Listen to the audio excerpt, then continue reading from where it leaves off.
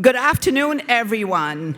On behalf of the Department of Economics and the College of Business, I welcome you all to our 4th Annual Ohio Economic Forum. I'm Dr. Sucharita Ghosh. I'm the chair of the Department of Economics. The Department of Economics offers degrees in economics, business data analytics, and a brand new accelerated economics and law degree that can be completed in just 6 years. Also effective fall 2025, we will offer a graduate degree in economics. Our department, however, is just one of the 5 academic departments in the College of Business. Our comprehensive business education also includes management, marketing, finance, and accounting. With 18 majors ranging from financial management to information systems to marketing and many subjects in between, as well as 4 distinct graduate programs, students in the College of Business have a wide variety of choices. And some of our students are sitting amongst you today. With more than a dozen advisory boards comprised of representatives from over 100 companies, the College of Business provides a hub for student, corporate, and community connections. With global ties and relationships throughout Northeast Ohio and beyond, our students have access to regional, national, and international employers who routinely seek out our students for internships and post-graduation employment. As I look around the room, seeing some of our alumni on campus again is fantastic. Welcome back. Today's event brings together students, their educators, government and corporate leaders, and representatives from every facet of our community. Welcome again. At this time, I would like to introduce Dr. Gary Miller for some additional welcome remarks. Dr. Gary L. Miller is the 18th president of the University of Akron. He began his tenure on October 1st, 2019. Miller has served as an institutional leader and consensus builder at public universities in several regions of the country. He has continued to solidify this reputation as president of the University of Akron. He began to lead the university at a critical time in its history, addressing many immediate needs. He immediately undertook an academic redesign, filled critical open positions with strong leaders, and aggressively tackled the budget issues that had been plaguing the institution for a decade. While celebrating the university's 150th anniversary, he launched an inclusive, campus-wide strategic planning process to reinvest in the university's area of strength, created new programs and opportunities to earn degrees, and is charting a path towards a new era of growth and prosperity. In doing so, he reaffirms the university's reputation as a leading public urban university and a university of opportunity that is dedicated to fulfilling its long-standing obligations to its students and the city of Akron. It is therefore my honor and privilege to introduce you to President Gary L. Miller.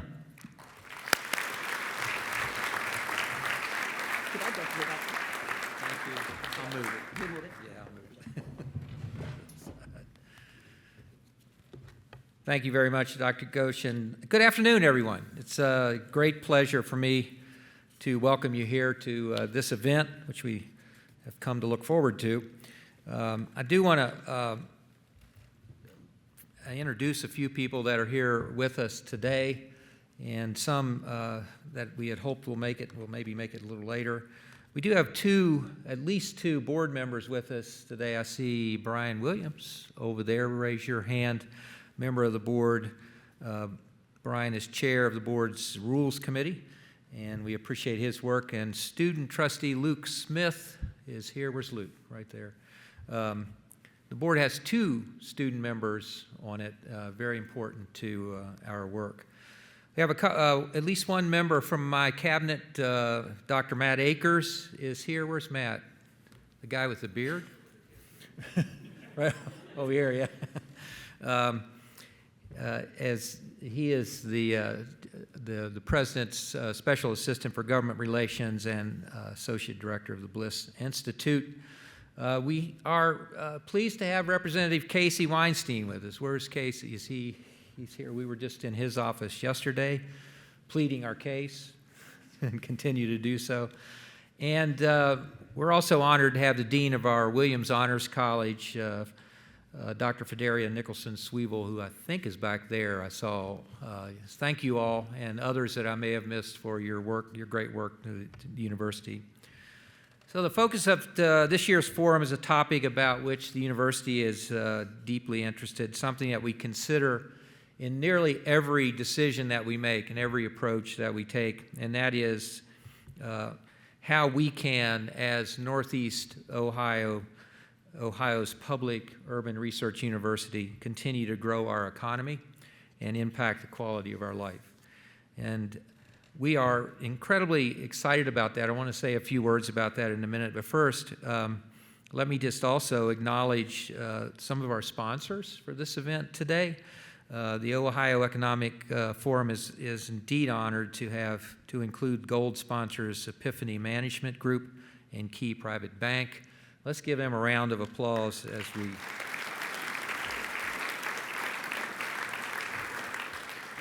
We're really grateful for your support, not only of this event, but of a lot of the other activities of the business school. It's very important to us. I also want to welcome and thank Dr. Lee Brooks and our distinguished panelists for joining us today. Thank you for the expertise that you will bring and the conversation that you'll bring. I know there are other representatives from the region here. I was hoping Mayor Malik would make it, but he had a big event last night that we were all at. He may be tired. But I know there's some other folks from around the city of Akron that are here today, some legislators. I mean, I think the mayor of the city of Greene, Rocco Yergin, is he here? Is Rocco? Yeah, there you are. Good. Yeah, great to see you. And I mentioned Casey. I'm very deeply grateful to the faculty and staff of the College of Business and the Department of Economics. Universities, great universities, always have great faculty. There are no exceptions to this. And that's true at the University of Akron, and we're deeply appreciative of the work. One of the most important things about this university is the work of its faculty and staff and their commitment to our students. Their work on this Ohio Economic Forum is an annual draw for our local business community and an opportunity to hear timely topics and pressing issues from some of the nation's experts. The department and the college also do an excellent job of producing career-ready graduates who are eager to make an important impact in their community, and we hope that community is in Ohio. College of Business graduates and others from across the university seek opportunities to do that in Northeastern Ohio, and we think that's a huge boost to the regional economy. They populate the industries that are here. They have a huge impact on how we measure the quality of life, including healthcare, education, the nonprofit sector, our culture, and more. And those of you here today know that much has been said and written about the vital role of higher education institutions and how they play as drivers of local economies and qualities of life. This is a message that we press more and more these days. We're able to quantify that at the University of Akron in a report released last year, commissioned by the Inter-University Council. It was found the University of Akron contributes about $3 billion annually to the economy of its service region, Cuyahoga, Medina, Portage, Stark, Summit, and Wayne counties. And we're very proud of our economic development. Out of every 48 jobs in that area can be attributed to the activities of the university and its students. And we know from these numbers that the University of Akron and higher education institutions in general facilitate research, industry development, draw visitors to areas, draw students, and generate new dollars.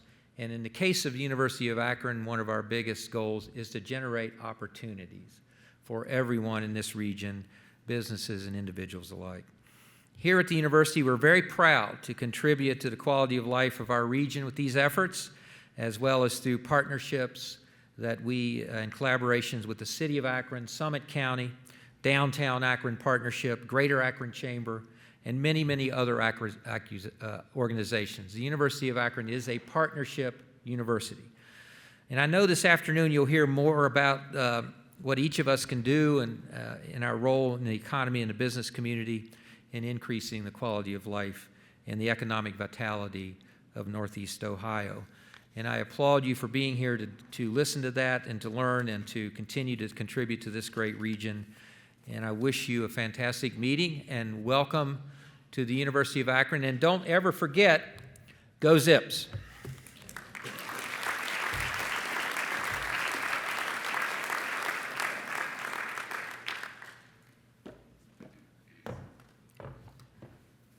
All right, thank you, President Miller. So now we get into this afternoon's topic, improving Ohio's quality of life as a pathway to economic growth. Improving quality of life is more than making a place nice to live. And we're going to hear more about this throughout the afternoon. But before we get started, let me pose a few questions to each of you in the audience. So, I know half of you are already on your phones, but time to bring out your phones.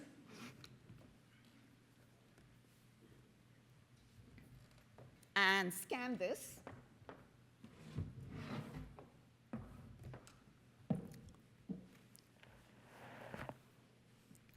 I was told the signal is good enough, no matter where you are in this room.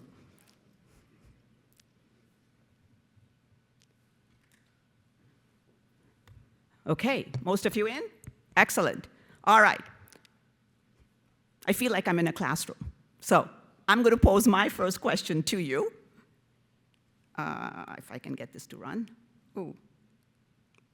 There we go. So here's the first question. In one word, what brought you to Northeast Ohio?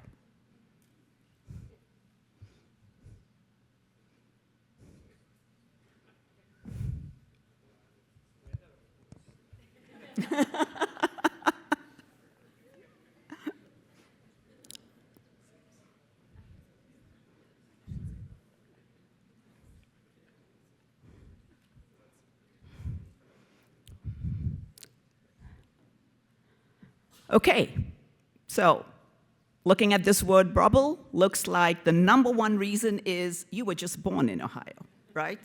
So, second reason, family. Excellent reason. We do a lot of our recruiting for fabulous faculty because they're drawn to Ohio for their existing family. And then, close second, our work, job, parents. Excellent. Let's go into the next question. What's the first thing that comes to your mind when you hear quality of life? One word answer, maybe a couple of words.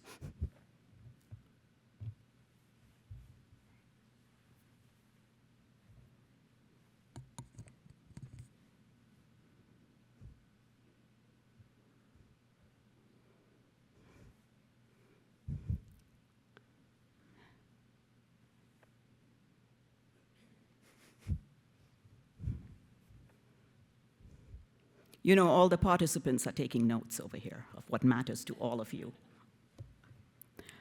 Yeah, I think most of you are in, so number one is happiness. That's kind of the first thing that pops to your mind when you're thinking quality of life, followed by money, health, recreation, comfort, family, safety, balance. Lots of things happening there. Excellent, okay.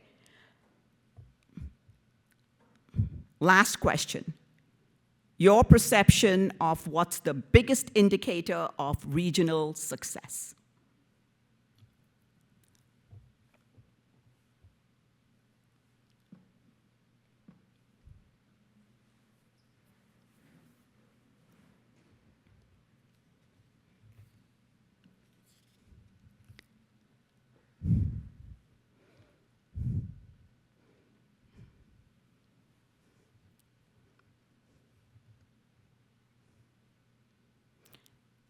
I see a theme here.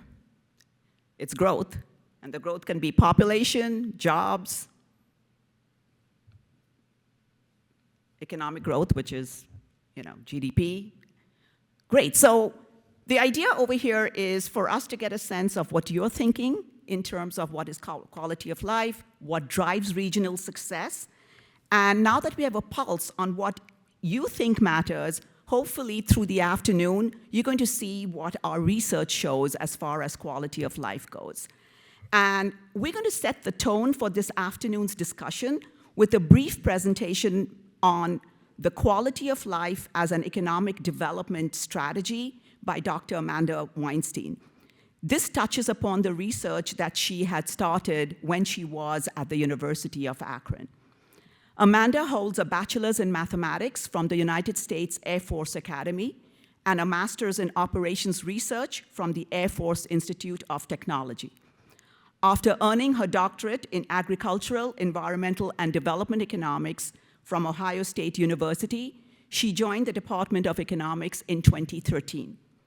After spending 10 years as an assistant and associate professor, Amanda joined the Center on Rural Innovation as their Director of Research, Knowledge, and Evaluation 2023, last fall. We are thrilled to have her back with us. Dr. Weinstein, the floor is yours.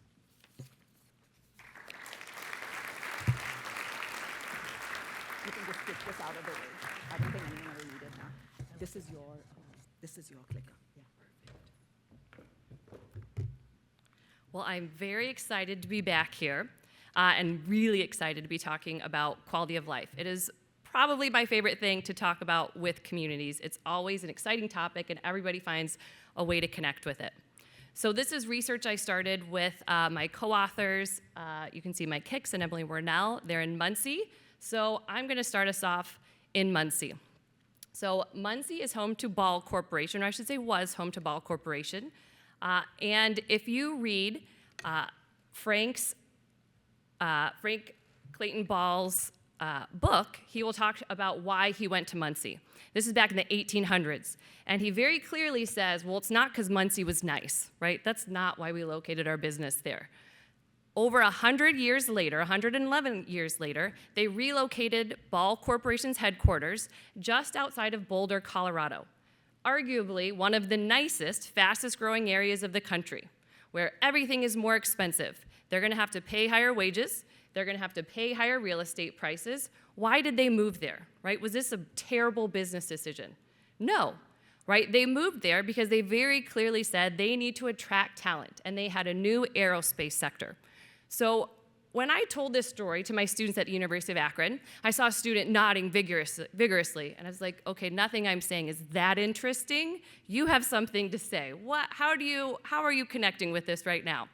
And she said, oh, well, my boyfriend has got an internship with Ball Corporation, and we're gonna be moving there in the summer after we graduate the University of Akron. And I thought about how that conversation would go with both of their parents. And they say, oh, they're moving away. Well, he got a job in Boulder, and that's where the jobs are, right? But we don't often stop to question, why is the job there? Why is the job in Boulder and the job not in Muncie? And that's what I wanted to answer when I started looking at this idea of quality of life. So it really brings up a very fundamental question to my field. And we have this kind of chicken and egg question. Do people follow jobs, or do jobs follow people? Yes. It's probably both. But as economic winds shift and change, it could be more of one than the other. So which is it? Are people following jobs to Boulder, or are jobs following the people to Boulder? And that's why that job is there. So how do we look at this? How do we measure quality of life? And let me be clear, this is not just what I think is nice about a place, right? If anyone's asking, it's more brunch places. But this is not my opinion. This is, how do we measure this? How do we measure if a place is a nicer place to live? We use markets. How do we do that? Specifically, we use labor markets and housing markets.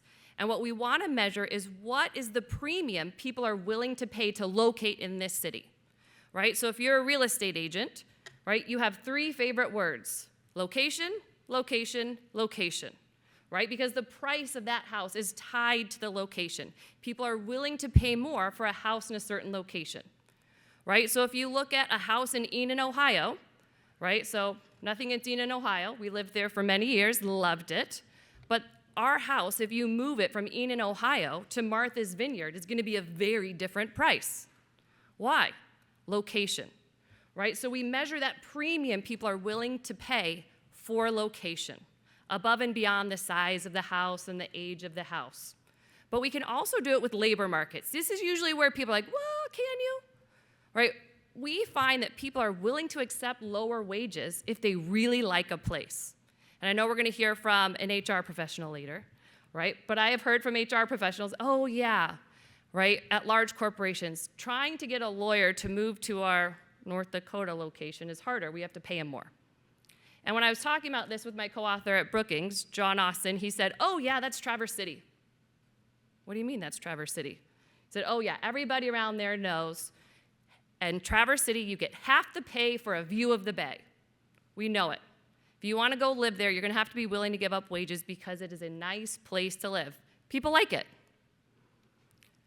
So when we look at labor markets and housing markets and pick out that premium people are willing to pay out of higher housing prices and lower wages, this is the map we get of what quality of life looks like across the country, where the blue areas are higher estimated quality of life, and we see some trends there, right? So it looks like people might like beaches. That makes sense when we look along the coast. People also probably like the mountains, right? That's why there's a lot of talented people locating near Boulder, right? There are mountains there, right? We start to see trends. We also start to see trends. You can see Appalachia there. If you know where Appalachia is, it's that red part in the middle of the country there, right? Appalachia is struggling when it comes to quality of life. And when we look at Ohio, right, we do see some blue there. We see people like Ohio. They're willing to stay in Ohio. They're willing to stay in the place where that they were born. So when we look at this estimated quality of life, right, you all said growth. Growth matters. How is it affecting growth? What we find is that quality of life, more than whether that place was business-like, is improving growth. We see higher quality of life associated with higher population growth and higher job growth. Quality of life matters for those indicators of regional economic success. And it is especially true for the Midwest, and it is especially true for small towns. So this is a look at small towns in the Midwest, and you might be able to start to pick out there, oh, there's Traverse City. Yep, high estimated quality of life, and it has very high population growth and very high job growth recently. So when you ask entrepreneurs, okay, so why do you locate a business where you are? Why is your business where it is? They will tell you, talented workers. I need talented workers. And what those talented workers want is a high quality of life in the place they're located in. I need this for my business, to continue to do business, to start a business. So at the Center on Rural Innovation, right, when we think about economic development, right, quality of life fits into these foundational elements. It's like the soil where businesses and jobs can grow, right? We need that good soil. And that good soil, that high quality of life, can help attract and keep people, population growth, job growth. It also helps grow businesses. So when you look at what's going on, what are the trends we see? Right, so this is a quote from The Economist. And generally, a lot of mayors are starting to pick up on this. Mayors are shifting their focus from attracting firms to attracting residents by improving quality of life. They're thinking about what can I do, what can we do as a city to improve the quality of life so that people want to come here, but even possibly more importantly, so people want to stay here. So if I've convinced you at all, you might be asking, okay, so what makes a place nice? What do I need to do? So we took hundreds of amenities and we put it into our statistical modeling and we let it tell us which of these matters, right? So in Ohio, we might think, man, it's raining. Guess it can't be nice to live here since it's raining, right? We don't have beaches, we don't have mountains. And I'm not here to tell anyone to build beaches or mountains. It's probably not going to be a very successful strategy. But it turns out when we put in recreation, and these are recreation businesses, the natural amenities don't matter as much. They don't matter at all. It is not the natural amenities you have, it is how you leverage the natural amenities that you have. That's what really matters. And that can be different in every place. So in some place, that might be skiing and beaches. In other places, that might be bike trails and a towpath. The same with arts and culture. Arts and culture matters, but what that looks like in every place is different. So I like to show people a picture of Lawrenceburg, Kentucky. This is the splash pad you see there. And it's this bourbon barrel spraying water on kids, right? I don't know if that's appropriate or not, but I kind of like it. I'm into it, right? But what I really love about it is they're building on their arts and culture. It's recreation.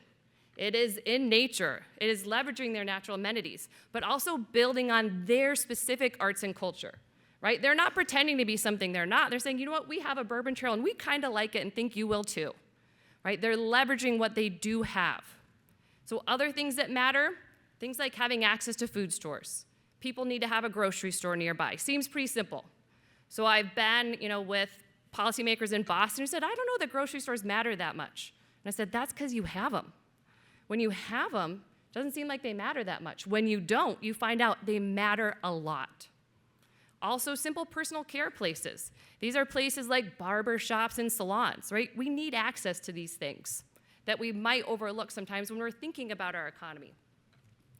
So also things like low crime rates. We want a safe place to live, spending on K-12 education. So I saw family was big there. So I think making a place nice for families, and to be clear, I have 3 kids, so I might be a little biased here, but I think making a place nice to raise a family is a superpower of a place. Low crime rates, spend on your schools. That's what a family is looking for. When families are looking where to locate, right, the first thing a real estate agent tells you is how the schools are, even if you don't have kids. Why? Because we know it matters. And working from home. So I'm mostly at home a lot.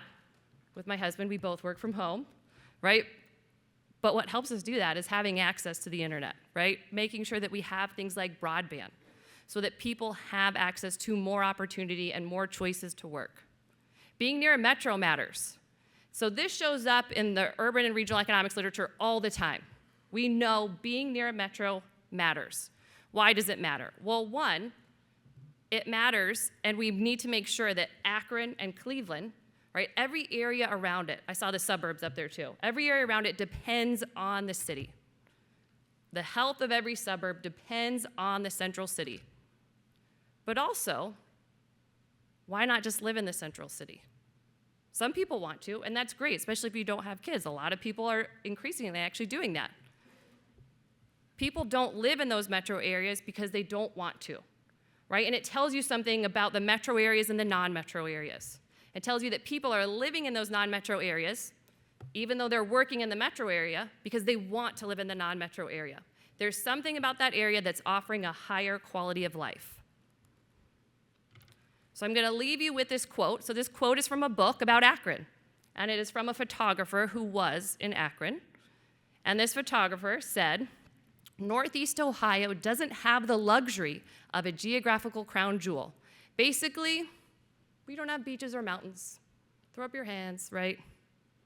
Woe is us. There's nothing we can do. No ocean, mountain range, no grand desert or majestic vistas really to speak of, right? And I'm putting this against the backdrop of Lake Erie. I read this quote and my jaw dropped open. I was like, we have a Great Lake. It's literally called Great for a reason, right? We have a Great Lake. We have natural amenities. But the better question is, have we leveraged it? We have strengths. Have we leveraged them? Right? And if the answer is no, and I tend to think on this one the answer is no, because if you have a photographer who can't remember that we have a Great Lake, that's an issue. And it's not just the photographer's issue. Right? We have the assets. We have a lot of strengths. And I don't think we're leveraging them to the full ability that we can in Northeast Ohio. Thank you.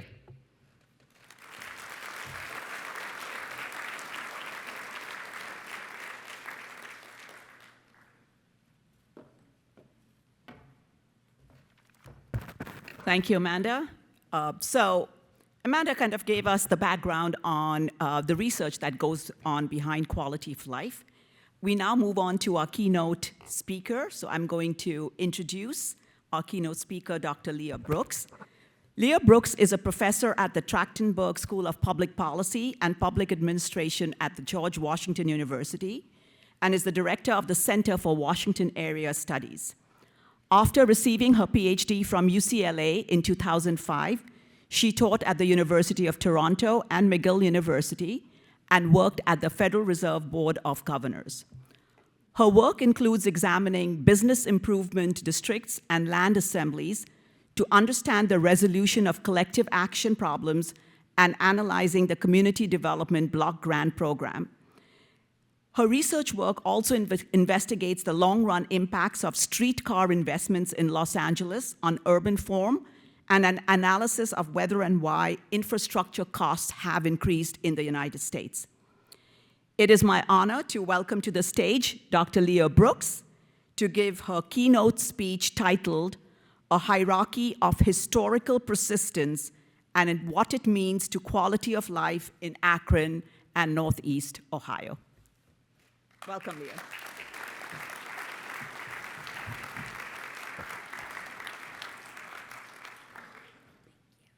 So this is the thing to forward and move this to wherever you need. Thank you for having me. We need some adjustments for short people. We're not quite finished with the short people adjustments. Oh no, it went out. I think the cord detached. We have technology here for a reason.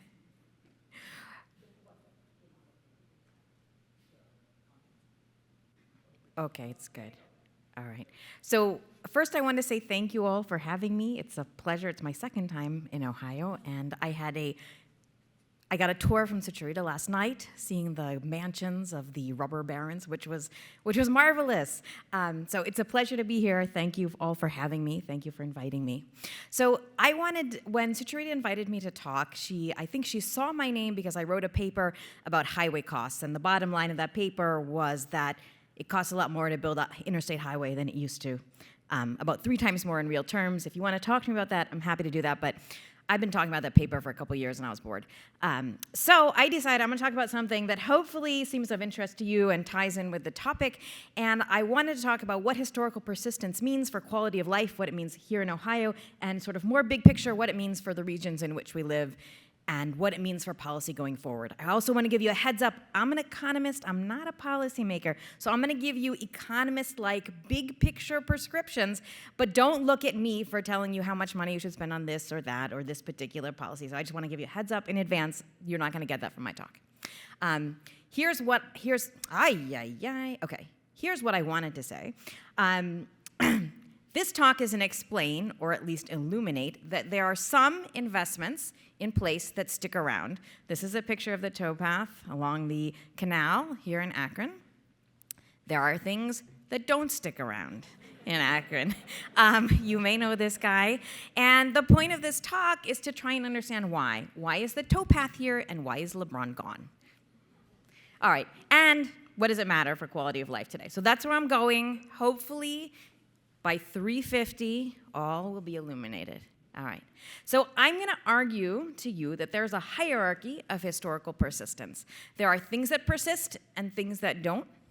The things that don't persist are human capital. That's LeBron. He has basketball human capital. I think he has business human capital. It's a work in progress. And there are things that do persist, and the things that do persist are physical capital, and we'll discuss that at greater length. And then there's this big space in the middle, things that are a mix of both physical and human capital, and we'll talk about both of those and try and understand when they're most likely to persist, what are strengths you can build on to yield that kind of persistence. So I'm going to start with things that stick around, which is basically physical capital. And I thought, I didn't know this before I decided to give this talk, but Akron is a great example of things that stick around where they were put. So Akron was founded at the summit of the Ohio and Erie Canal in 1825. canals were really, really important in the early 1800s. Think of canals as I think even more than the interstate highways of the early 1800s. They were fast, reliable, exciting, innovative transportation of the early 1800s. And they were really important until they weren't. And they became quickly unimportant because railways arrived. If you think about it, a railway can do everything a canal can do, but it can do it better, and it can do it cheaper.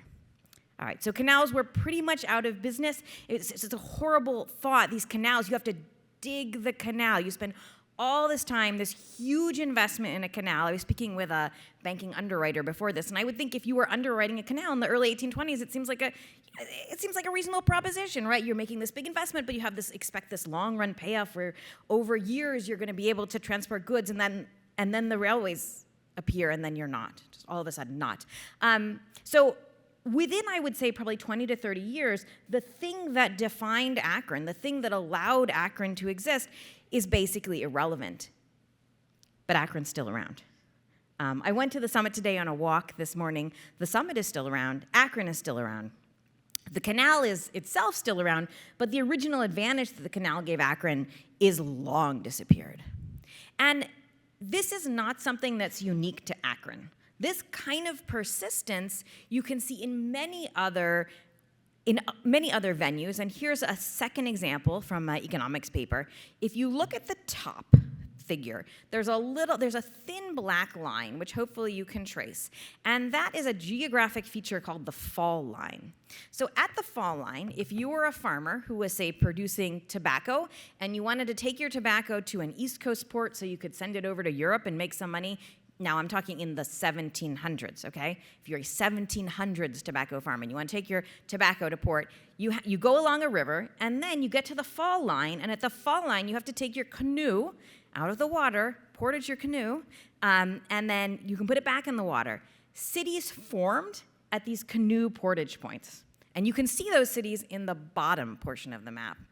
And I think we can all agree that canoe portaging was something that quickly got superseded by other technologies. But the cities persist at the fall line. So the two examples I gave you were examples about persistence across cities and how cities form. But I've done work that shows that you can see this persistence even within cities. So the work I've done looked at streetcars in Los Angeles. So streetcars were invented in the late 1880s in Richmond, Virginia, and they spread like wildfire across the country and across the world. And that is because they were incredibly much better than any other existing form of transportation, just like canals were. They were fast, they were cheap. Unlike things that were drawn by horses, they didn't have excrement that would appear all over the place. They just were powered by electricity. It's a big improvement. So if you were an investor, it was great to open a streetcar and build the streetcar out to land you owned, and then you built on the land. The streetcar immediately delivers value to land. The land, once you've built the streetcar, requires dense housing or dense commercial structures to take advantage of that new value. And then, just like with canals, streetcars are very quickly superseded by a new technology, cars, which people preferred to streetcars. So streetcars had a very brief heyday, say from the late 1880s, or even by the 19-teens, people were switching out of streetcars into cars. People still rode them, but if you had money, you'd buy a car instead of the streetcar. It's faster, gets where you want to go, and it also changes the pattern of land value, right? Because a streetcar takes you exactly to one particular place, the place the streetcar owner has chosen, whereas a car can take you almost anywhere. And once you have cars, cars make a much flatter density profile valuable. But what you can see, and because I'm an economist, I felt like I really need at least a few graphs in this picture, is in this presentation, is that pattern of density still persists today. So what I'm showing in this graph along the x-axis is the distance of an individual lot to these streetcar stops in Los Angeles. Now I want you to remember, these are streetcar stops built in the 19-teens, torn out of the ground in 1960, so absolutely gone. They've been gone for, well over 50 years at this point. And the y-axis shows you the average density of structures on those lots. And what you can see is that if you're very close to the streetcar, you still have substantially higher density today. I'm not talking like, 50% more density. We're talking like, relative to places that are 2 kilometers away from a streetcar, a place that's very close to an old streetcar stop that no longer exists is more than twice as dense. So these are really big magnitudes. And I'm going to spare you, but the persistence of stuff is everywhere. Roman roads become Italian highways today. The routes of LA streetcars are highways today. Chinese walled cities yield denser cities today than unwalled cities. And here in Akron, Bucktail College didn't last, but you can still see its main structure here on the University of Akron campus. And as a sidebar, if you've come today and you thought, this is fantastic, I need to donate money to the University of Akron, a lot of money, you should request that they chisel your name in stone. Because it's very clear that if you would like your name to persist on the building, it is much better to get it carved in stone than to have it glued a plaque onto the wall, okay? If you take anything from this, take that. All right, and give some money. All right, so why? Why is stuff so persistent? I think there's at least 2 answers. One of them is the obvious one, that absent big shocks, physical capital takes a long time to decay. So if your name carved into the building is harder to get rid of than your name, on a plaque, and then the glue wears off and the plaque falls down and nobody re-glues the plaque back on. So I think that's an obvious one, but it has economic meaning, but it's not the only reason. Another reason that these physical capital investments persist so long is because they end up coordinating subsequent later investments. So in the case of Los Angeles, which I know very well, streetcars are gone. They're sort of already declining by the 19-teens, but Los Angeles starts its zoning code in the late 19-teens, when most cities across the US are doing this. And the zoning code that they put in place to regulate the height of structures and the use of structures is largely reflecting the pattern of land use that's on the ground when they put the zoning regulations in. So it's telling you, okay, you can build dense things near the streetcars because we have dense stuff there already, and you can build less dense stuff far away from the streetcars. So later construction ends up following the path of the streetcar in part because of these zoning regulations, which were themselves determined by the streetcar. So it's these regulations that end up coordinating these later investments, and it's this coordination mechanism that also drives persistence. And I think you can see that in Akron too. Akron was founded at some of the canal, and it served to coordinate economic investment in this region, and that coordination persists even when the canal is no longer viable. All right, so that's that which persists. Now we're going to discuss that which departs, which is human capital. And this is my best example, but not to throw shade. I think he comes back, right? He comes back and he gives money, but he doesn't live here. And it's not just individual people who leave, groups of people leave as well. So this is the population of Akron from 1900 throughout 1960. And you can see that after 1960, the population of Akron declines. And like an optimistic view, I think, of this graph would be that that last decade of decline is not as steep as the previous decade. But it's easy for people to leave, people who don't people who make individual choices that are not sort of stuck by some kind of physical capital or coordinated investments. And then that gets us to this sort of large middle part, which is organized economic activity, or a mix of physical and human capital. So I think everyone who is from Akron you can see, even just walking around the city, the legacy of rubber. And when I first started to make this talk, I thought, okay, well, this is about the departure of the rubber and tire industry. But I think in thinking about what I wanted to say, I think part of what I want to say is it's also about the persistence of the rubber and tire industry, because Akron was the center of this industry for a very, very long time, in a way that many places can't claim to be the center of an industry. But despite its dominant position, it falls victim to global trends, in a way that many other US industries have. But there's a residual from this. So this is why I feel we're somewhere in the middle, right? Though the tire industry is largely gone from Akron, Akron remains a center for polymer research, and in looking up information for this talk, the University of Akron is ranked higher for polymer research than is Harvard University. All right, you should feel proud. So, it's clear that there's a residual, and a good residual, right? There might be some environmental contamination, but there's also a fantastic polymer research department here. All right, so how do we think about this? What does this mean for how we think about the Rust Belt, or what some people more kindly like to call legacy cities going forward? And I think, for me, this is the way I like to conceptualize sort of the path forward for old industrial cities. It was to think that every single city that was a city before 1940 is an old industrial city. It's just that some of them have moved on. Some of them have moved on and taken their talents and taken them somewhere else, right? Or taken their talents and transferred them into other types of activities. So New York switched from being a manufacturing hub. New York City was a manufacturing hub into being a finance hub. San Francisco switched from being a manufacturing hub and a shipping hub into a tech hub. So I don't, saying that you used to be an industrial city and so, we should give up on you, I think is patently ridiculous. All right. And I also wanted to say that you shouldn't feel alone. This is the Akron of Switzerland. So if you see the little black dots at the top left of the map, this is the watch valley of Switzerland. The Swiss watch industry dominated global watch trade, and it dominated the global watch trade for even longer than Akron dominated the global rubber trade. And then Japanese firms became very good at making quartz movements, which replaced what the specialty of this entire Swiss region was, which is in making watch parts. And the population fell in this region of Switzerland as people moved out.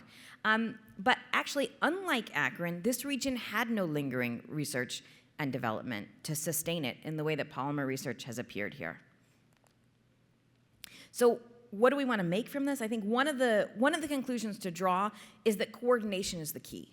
The harder it is to coordinate economic activity, the harder it is to move. So I think that's why, while the manufacturing left, because those were a small number of large industrial plants, the research stayed. The research is harder to coordinate, I think, functionally, than a manufacturing plant. But, as we've seen, innovation and technological change are always a threat. And to some extent, there's a limited amount you can do to hedge against those kinds of threats, except to have a diversified portfolio of industries. So what does this mean for quality of life today?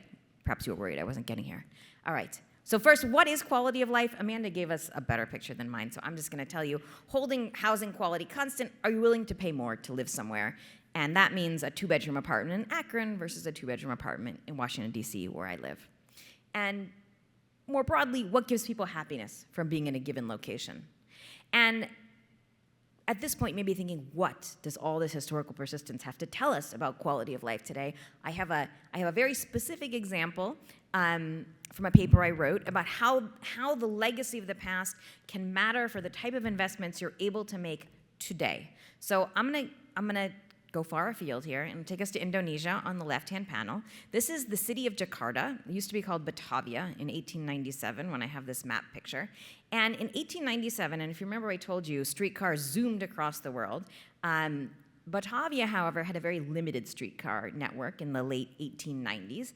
And because of that, it had a pretty small population, a limited street network, and it never developed a sort of dense downtown the way Akron has, or the way any other street, or the way any other city that was deeply motivated by streetcar land value.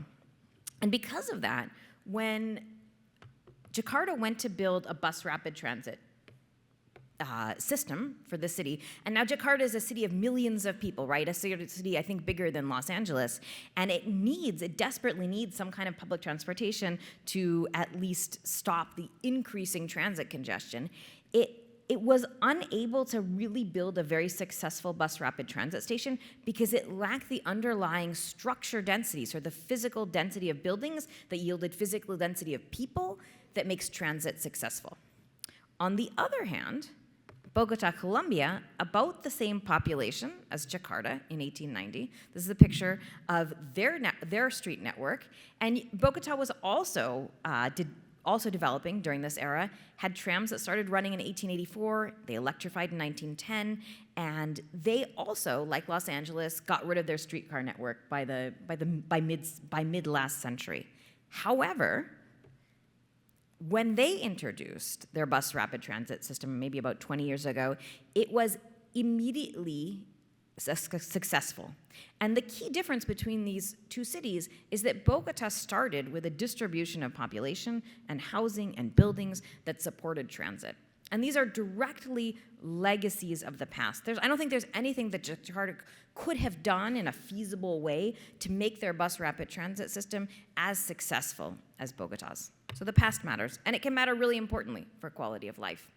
So all that said, I think Akron enjoys some very special amenity advantages due to its past strengths. It has an industrial cluster, it has a street grid, it has a very active philanthropic community that is clearly a legacy of Akron's past successes.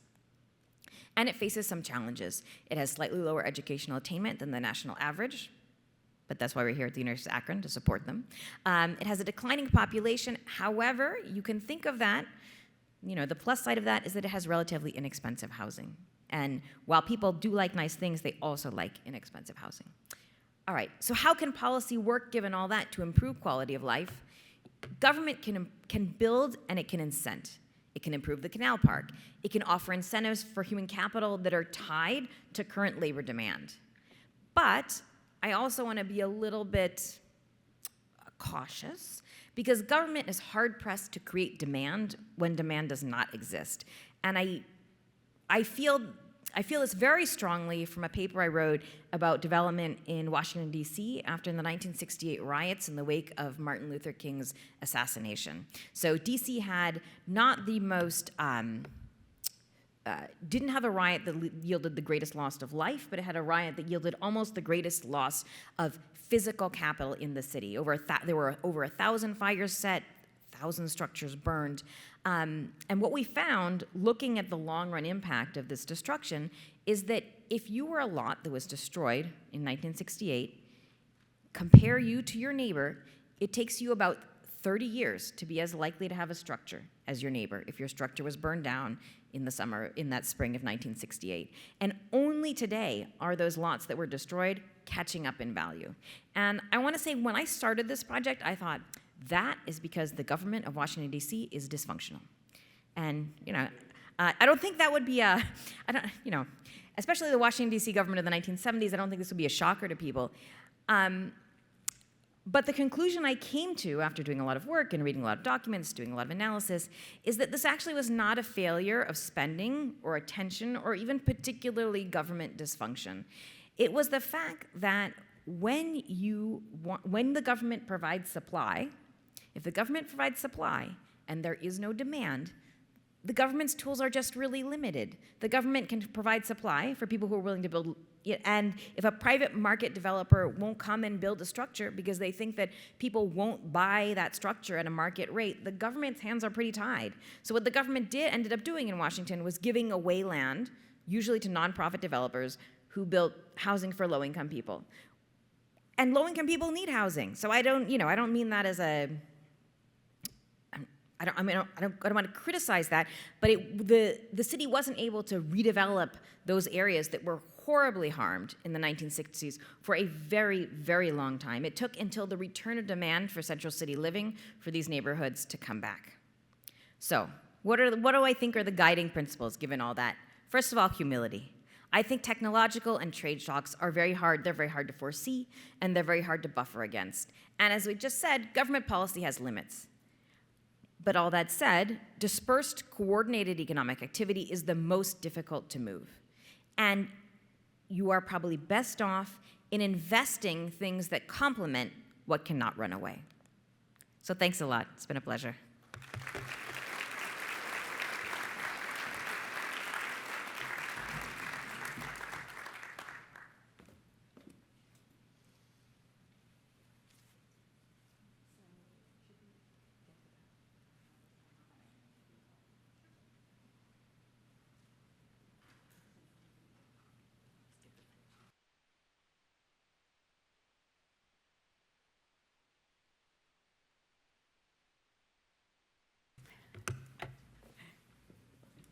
Thank you, Leah.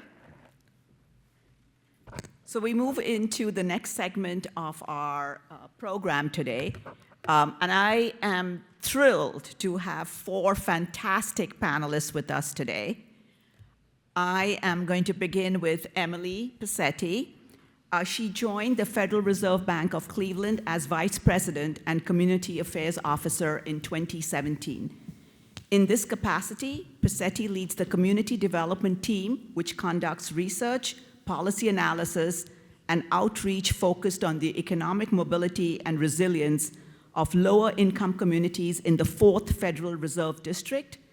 This is an area that comprises Ohio and parts of Pennsylvania, Kentucky, and West Virginia. Passetti joined the bank from the Rockefeller Foundation in New York, where she developed and managed initiatives to support inclusive and resilient cities and regions in the US and globally. Emily Passetti has a master's in public administration from the Harvard Kennedy School, a master's in urban studies from El Colegio de Mexico, and a Bachelor of Arts in political communications from Emerson College. I hope I didn't butcher that too much. Okay. I move on to Steve Potash. Steve is President and Chief Executive Officer of Overdrive, a company he founded in 1986. Leo was carrying me away to the 1800s. Okay. He also serves on its board of directors.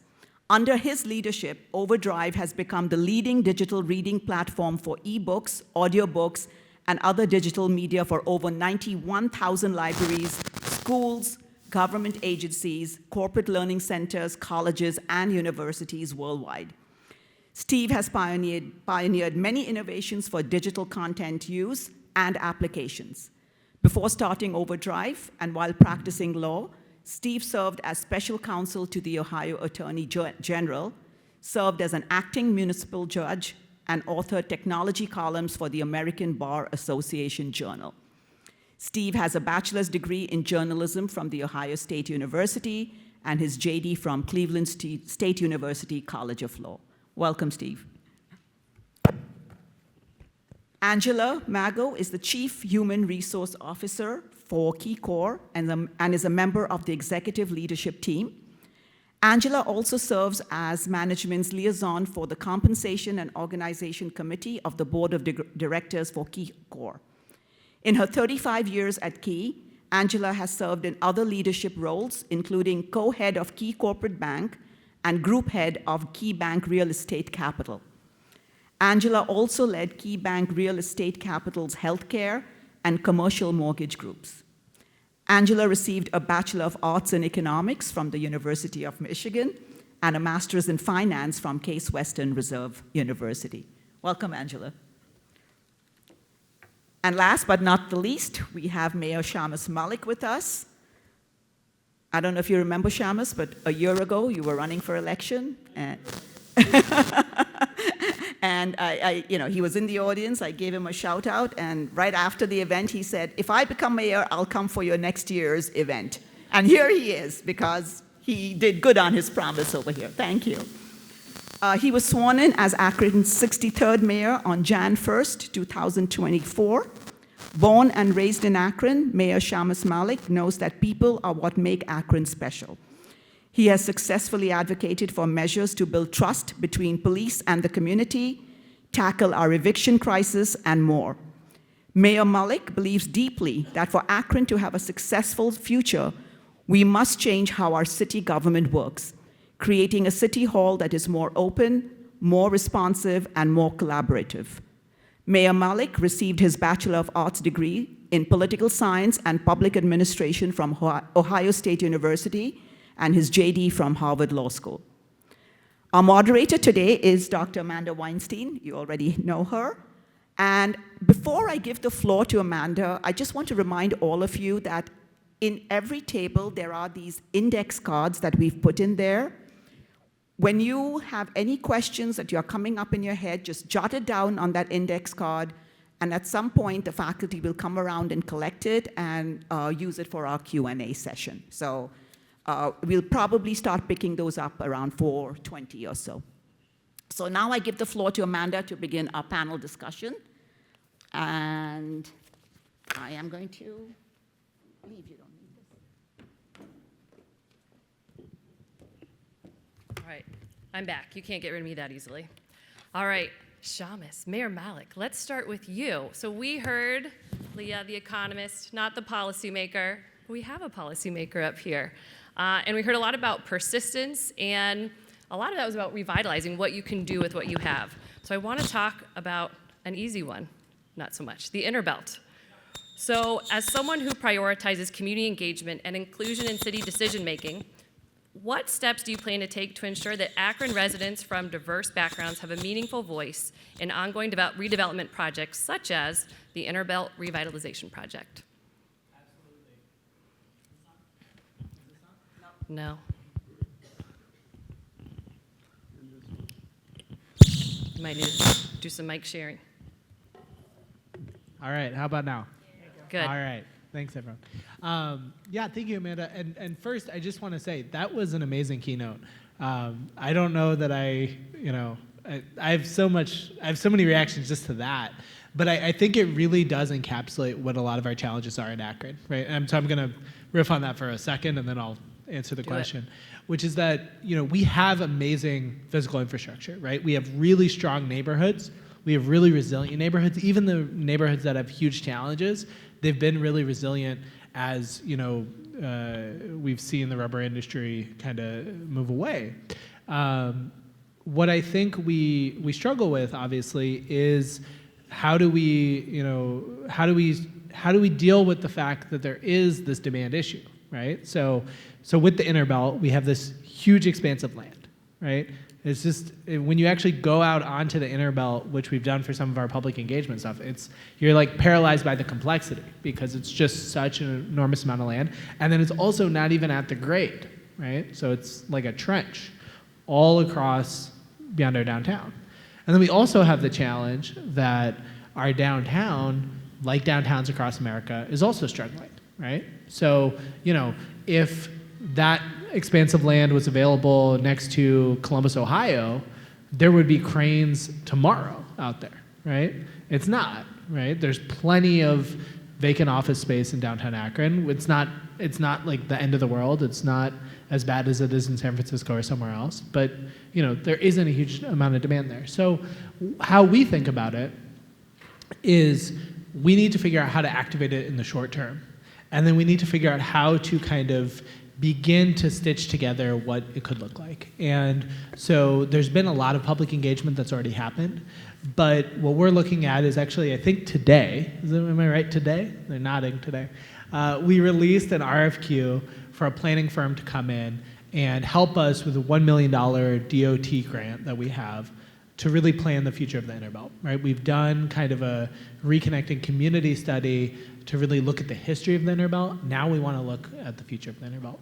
And so what I see in the short term is how do we get, small wins? How do we get visible usage of that land? So if we're talking all day long about how young people need safe, secure places for activity, why don't we build out some space that young people can use on there? So if it's a skate park, right? We can build a skate park on the Inner Belt pretty easily. And I'm trying not to look over the city staff or actually know that's several $1 million. But, but things that are not, a whole neighborhood mixed use development that, again, if it was in Columbus, they would just start building that tomorrow because the demand's there.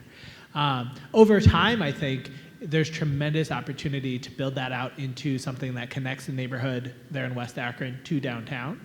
But we're going to have to kind of scale and build to that. But what it can't do is, frankly, what's happened the last several years as we've kind of moved away, which is that it just sit there and it looked like an open scar or wound that we're doing nothing with. And so there's a lot of challenges there because it's not easy to access it and it's not easy to program. But we really want to lean into that. And then in terms of public engagement, and this is something you and I have talked a little bit about and haven't really been able to fully lean into, but we want to really, we're headed into our bicentennial in 2025, right? And so let's look at the history as a way of looking forward. And let's really dive into, right, the racial injustice that was the Inner Belt and use that as an opportunity to think about creative ways to talk about things like reparations, right? So when we look at reparations, it's often in the context of slavery, and folks talk about whether that's too long of a time horizon or something like that, right? Well, in the context of the Inner Belt, we're talking about businesses and homes that were leveled or were destroyed, were not properly compensated within the lifetimes of many of the people in this room, right? And so we can actually go back to some of the people who were dispossessed of this land, some of the people whose families were dispossessed of this land, and actually try to make folks whole, right? And this is an opportunity to lean in and engage with folks. And so, none of it's simple, none of it's gonna happen overnight. I've now realized I've been talking way too long. But it is a really interesting question that we have of how do we do this when we can't just skip to 15 years from now. I love that you talked about it also as an opportunity to re-envision something. So, Emily, I'm wondering your response, if you have a response, but also I know that you've worked with various organizations that are focused on urban development. Are there specific policy interventions or best practices from other cities or from regions that could be adapted to enhance quality of life in not only Akron, but also communities across Northeast Ohio? Just testing for a second. Thanks, Amanda. That's a great question. Hi, everybody. It's great to be here. I'm really honored to be on this panel following such incredible research and keynotes. I will say, first of all, 2 caveats. One, I'm wearing tennis shoes. I'm so sorry. I had surgery on my hip about a month ago. And the second caveat is that I do work for the Federal Reserve, so I'm required to tell you that my views are mine alone and not that of the Federal Reserve. No tips on inflation today, folks. Sorry. Or the Federal Reserve System. So yeah, I mean, I think there's, it's such an interesting time for many of the reasons you just spoke about. And I think more than, it's always been important for officials to work together with nonprofit sector leaders in the private sector. But now more than ever, I just feel like we need creativity. We need to be adaptive. We need to think about reuse in ways that we have never thought about it before. We live in a different reality post-COVID, and a lot of these downtowns that were struggling before are really struggling now, and tax revenue is, at risk. And so I think attracting people back is really important. I mean, this theme would have been important 5 years ago, but it's really important now. And so in terms of what I see, interesting practices, things to think about, transit-oriented development, again, something that we've been talking about for decades, but comes up again. How are we connecting people to jobs in new ways? Because it's not the post-50s or 60s commute anymore. How are we thinking about building sites that are attractive to homeowners and employers alike? And locating them in strategic places that are transit accessible. I think all these things are really important. The second thing I'd say that just on the transit piece, I know Pittsburgh, Cleveland, they're really focused on this idea of last mile, right? So if you have an employer that's located further away, you make sure that there's some type of connection at the end of the stop for you to get there. And they've piloted a couple programs. If those pilots work over the next year or 2 years, employers are paying half. If that pilot works, they extend the service. So, I mean, just a lot of ways people are working together, agencies are working together to solve some of these problems. The second thing I did want to mention as an interesting thing to think about is all these underdeveloped sites, all these vacant sites that we have in our cities, many cities in the Midwest. There was an effort a few years ago in Cleveland to really help employers understand what the labor market pool was that they had access to if they located in a certain place in Cleveland. So there's an I think it's called an ESG tool or something, where foundations work together with the business attraction organization to try to help employers better understand the amenities of a place when they locate it, and not just give them a tax, like not just base it on a tax incentive.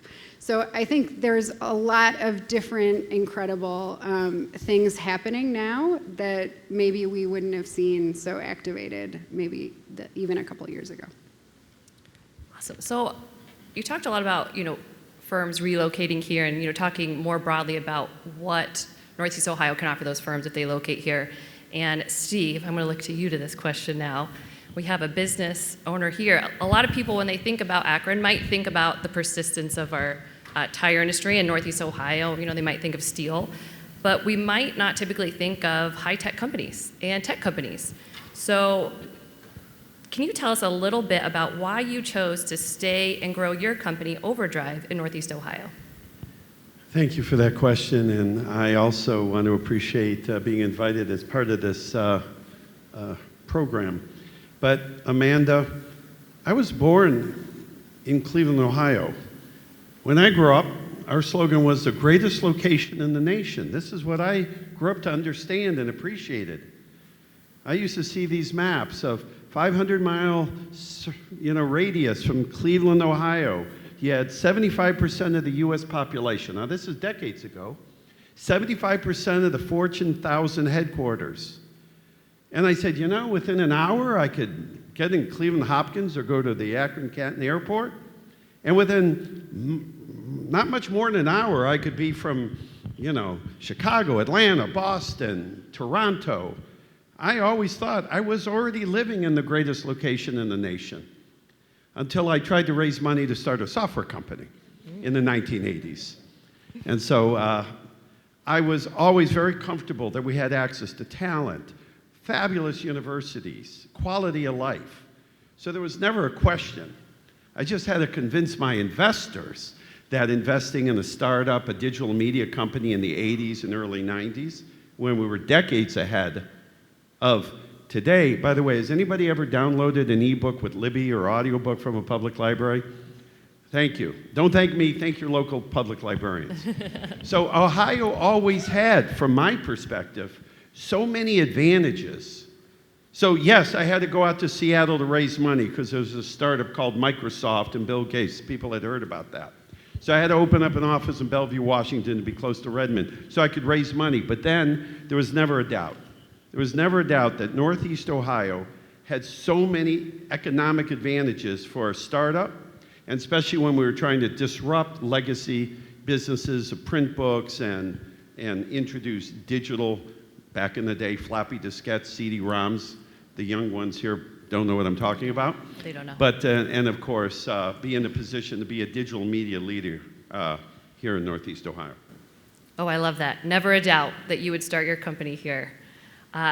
So in thinking about, some of what Leah talked about, persistence as well, it seems like some of the persistence in our views of our region can be held by people outside of our region, and that can be a pretty hard thing to change. Angela, I'm wondering, with your experience as the Chief Human Resources Officer at KeyCorp, what challenges do you see in attracting and retaining skilled workers in Northeast Ohio? And how can businesses like KeyCorp play a role in improving the region's quality of life and access, and help improve and address those challenges as well? Yeah, well, thanks for the question, and again, thrilled to be here. I've been a Chief Human Resources Officer for about 100 days, so I've been a business leader at Key for years, but it's been a great transition. So I'll give you my perspectives. We actually in this region, and it's interesting to some of the stats that you put up in terms of, and some of the engagement questions that you all answered in terms of, either being born here or having family here or having some kind of connection here, whether you went to school, that's a real attraction, right? So we actually think that we have a lot of great assets here in Northeast Ohio, and we use those when we're recruiting talent, right? When you think about the cost of living, housing being 17% below the national average, the recreational assets in terms of the sports teams, our cultural assets, which are varied and many, the physical assets, right? I live on the Great Lakes. I live on Lake Erie. I happen to think it's spectacular. It is a crown jewel. Every morning that I wake up, it's a crown jewel. So when people come here, they are oftentimes pleasantly surprised. And when we talk about the schools, a world-class education, all of these things, I mean, people are surprised, right? So I think we try to play upon that.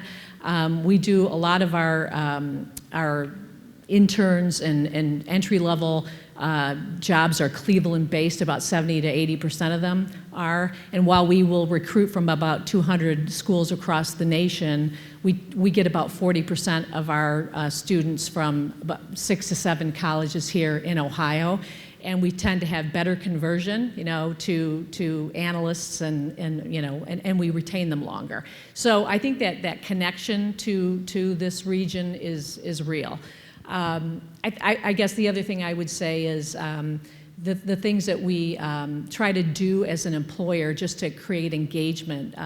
There are a lot of things that what does happiness mean to different people? And we're finding that our workforce is younger. And I guess stepping into this role, being a Gen Xer on the edge of a boomer, I was surprised to see that our Gen Z plus millennial population has now, outpaced our Gen X and our boomers. So the workforce is younger. They have different needs. They have different expectations, right?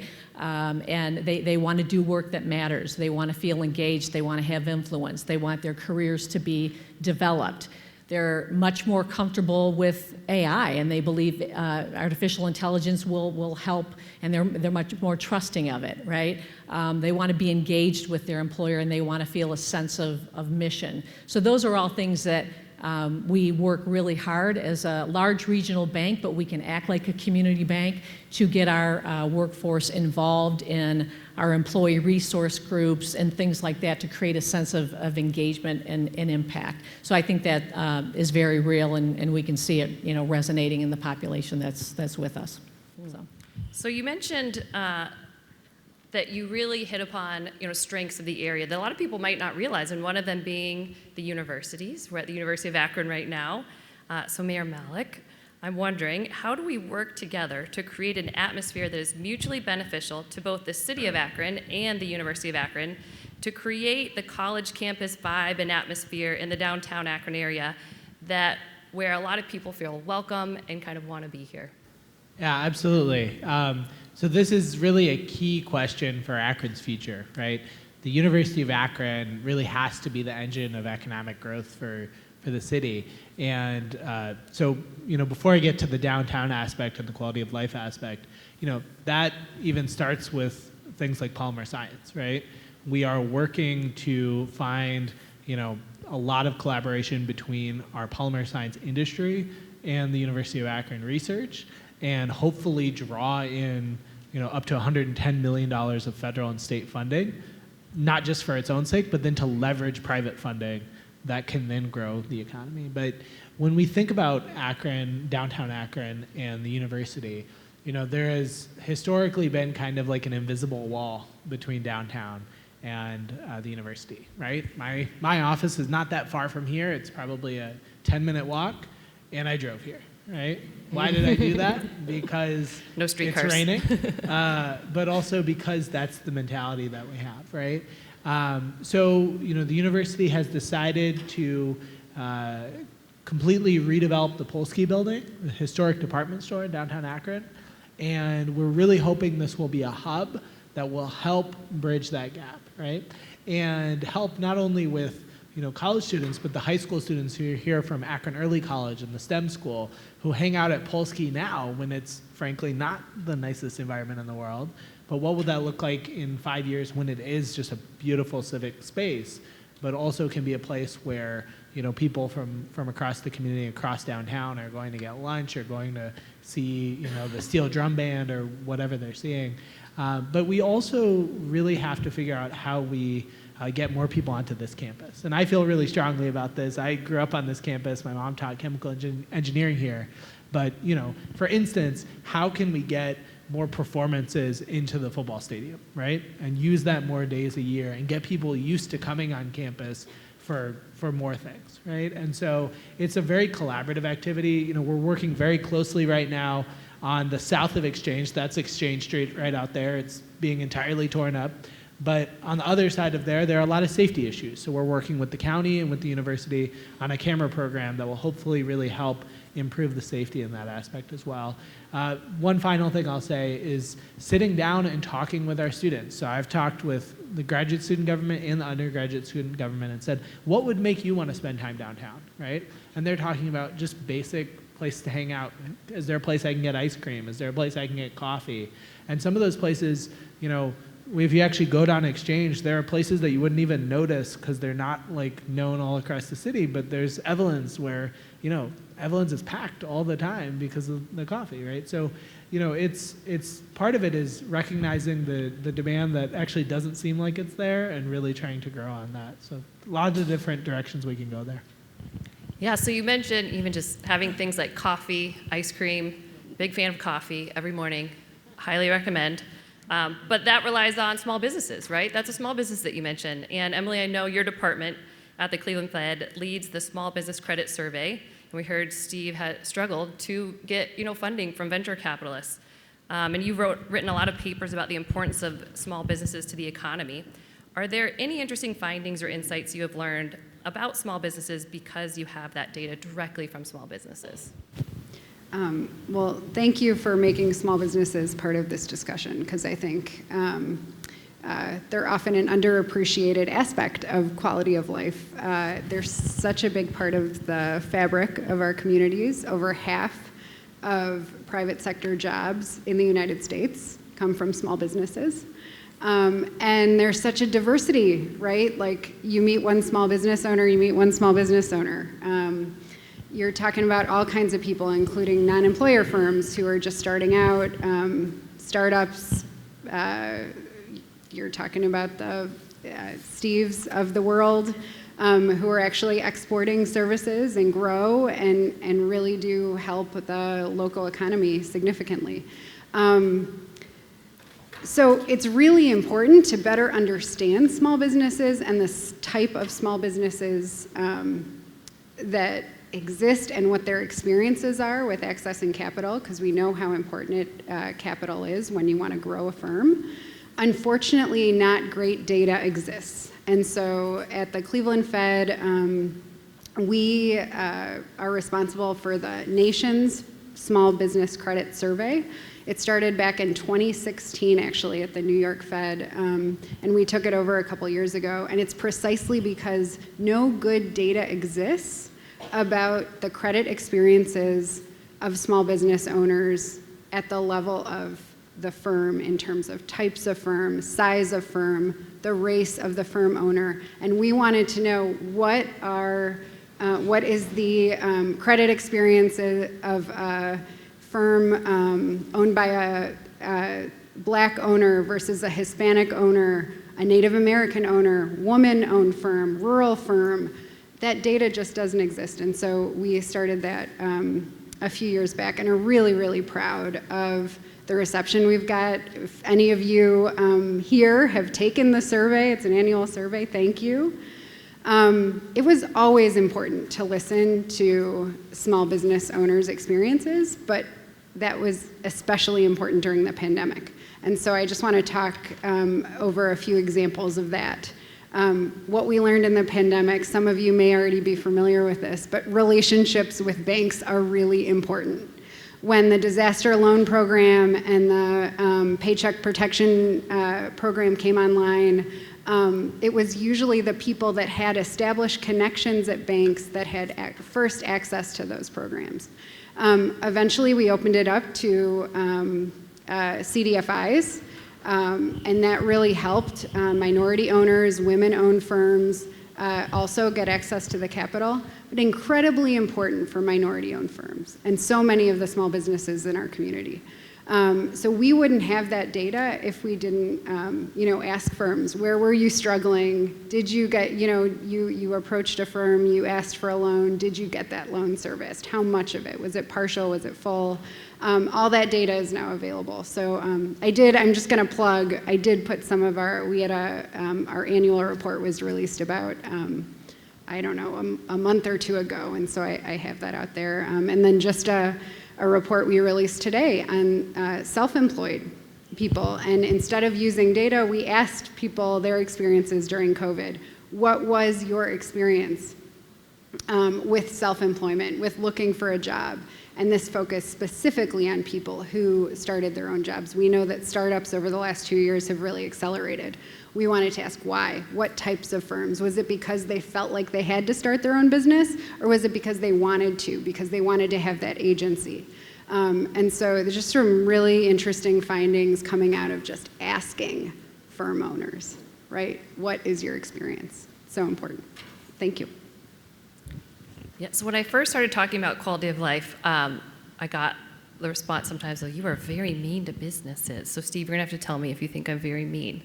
But a lot of it was, I think, knowing the data very well. I know a lot of my data came from businesses. I know a lot of what I was talking about with recreation was actually businesses doing that. Personal care was come from businesses. So I'm wondering your thoughts as a business owner.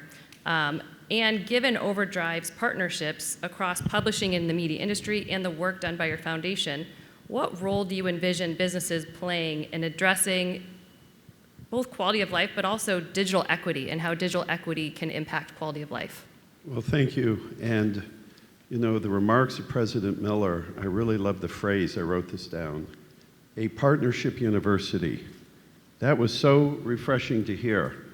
And I will tell you, the success that we are enjoying, and I should get the plug out. The app is called Libby, L-I-B-B-Y. The app is free and the books are free, but... Download it. You can get your phones out Okay, now. I didn't We'll bring any accept it. collateral to leave out there. But the most significant thing we've done to partner with communities, and we're in every zip code in North America. There's no public library. We're in 60% of the public schools in North America. And there's very few places humans exist, including in orbit, that aren't using our products and services. It's all been through partnerships. And these partnerships, last week was the biannual meeting of the Public Library Association of America in Columbus. And we had community leaders from every urban center. And our mission, we became a mission-based company dedicated to a world enlightened by reading. If we can provide access to books, education, knowledge for every person, for every stage of life, not only did it build a very successful company, which is exporting its goods worldwide, but it has built a passionate team here in Northeast Ohio. We built a campus. Thank you, Dr. Brooks. I made a physical investment for longevity, and I'll tell my private equity partners that Dr. Brooks told me this is in your enterprise value best interest. That's KKR. But the bottom line is, in 2017, we became a certified B Corporation. If we're going to stand side by side with public librarians in the urban centers, if we're going to help those indigenous tribes in rural lands, we are going to have to earn the trust of every local government, city, county, state, federal, because tax dollars, grant money is coming to us to serve their communities with access to books, education, learning, comfort, relief, etc. This has been, I think, a differentiator and why we are attracting talent from all over the world. I just recruited a chief marketing officer who took her family, dog, and sold her house in Sonoma County, California, to move to Cleveland to be part of our team and mission. That is the reason that we are so excited about culture, and from a chief human capital, investing in your people, creating an opportunity where everyone feels they're part of a mission. This has been the most valuable investment we made, and it is through these public and private partnerships.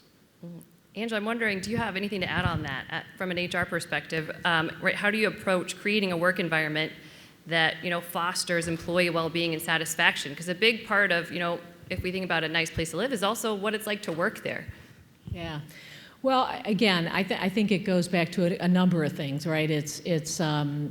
I want to do work that matters, right? I want to feel like I can advance my career. I want to feel like I'm aligned with the company's goals and objectives, and I can get excited about that. I can get excited about the mission of the company. I want to feel like I can show up as an individual and be respected for what I bring to the table. I mean, those are all things that I think are really important to individuals. So I think, you know, in our experience, again, if you can create a good sense of connection to your mission and get your employees excited about it, get them involved. I mean, you know, Key is a large regional bank, but we act like a community bank, right? And we care about our communities, and we get very involved in our communities, and we want our employees to be involved too. We want them to see us making investments like we are here, and we've got a lot of Key bankers in the first couple tables here, but we also want them to participate and to be volunteers and to engage in the community. We just got our 11th consecutive outstanding CRA rating as an organization, and part of that is the investments that we're making in the community, but the volunteerism and how our people are showing up and being engaged. So I think that that's, you know, incredibly important. I think you also have to look at other aspects of how you're serving your population. So I mentioned the younger population. The Gen Z population will say, you know, 30% of them will say they're prone to anxiety, and mental health and wellness is a really big deal.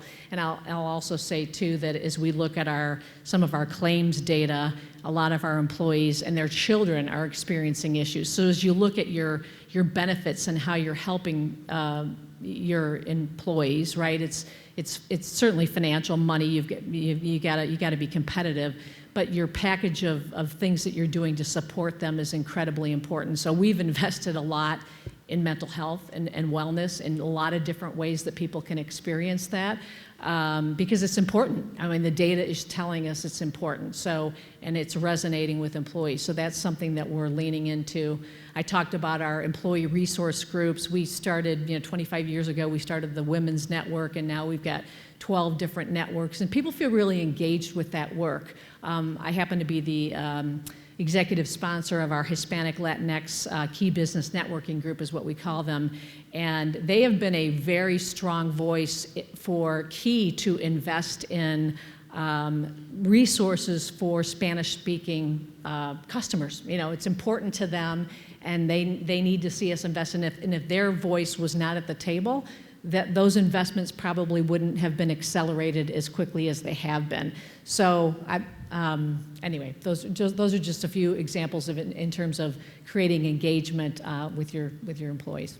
That's great. So we're going to open it up to some of the audience questions now. We have a number of audience questions. So the first one, so I've heard a lot from a number of you about partnerships, how important partnerships are. And I think about partnerships, especially when we're thinking, how do we deal with big challenges? Partnerships, and how do we innovate and become resilient? So when we're thinking about new technologies, I feel like an economic summit is not complete until we talk about AI. So we've got a couple questions about AI and technology. How do we think about our cities and places in response to something like AI or in response to the huge growth in remote work? Are we responding to that, and how do we kind of build partnerships to respond to that? I don't know who wants to take that one. Well, I mean, I'll start, and you guys jump in. I mean, we are, that's something that we're obviously spending a lot of time on. Clearly and we're a bank, right? So and we're a regulated bank. Thank you very much. So we've got to be thoughtful about risk, and so the risk folks in the organization and the legal folks are, I think, trying to understand the things that could get us into trouble, but we're also, I think, trying to thoughtfully think about the places where we need to be using and doing some experimental use cases. Many of our vendors are already using AI, so we have to then decide, can we turn those models on? Are we comfortable? So it's here, and it's moving fast. And as now a newly minted HR professional, I'm also trying to have a strong seat at the table, because we know that we've got to get our workforce comfortable with it. Some of them are very comfortable with it, some of them are not. And really thinking about what does that mean in terms of reskilling, upskilling, and preparing for what's in front of us. So I'm going to stay away from AI because I think I'm the only millennial who's terrified of AI. But when we talk about work from home, I think the city relies substantially on income tax, right? So when COVID first came up, we were pretty worried that we were going to take a huge hit.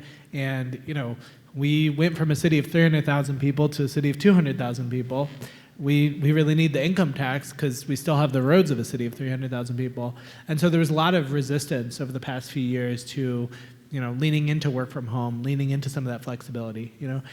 We are trying to take a different approach with our administration, recognizing that let's not try to fight against a wave and a tide that is really going to transform the future of work. And so we have to lean into it to some extent. We are going to put together, the city really currently has no work from home policies to a large extent. We're working at seeing at what we can pilot by the end of the year, but also being mindful that it needs to be equitable. We can't have work from home only for the people in white collar positions in the city and not for folks in blue collar positions. But how does that work? How does that fit in equitably? So we don't want to rush into it. We don't want to do it immediately.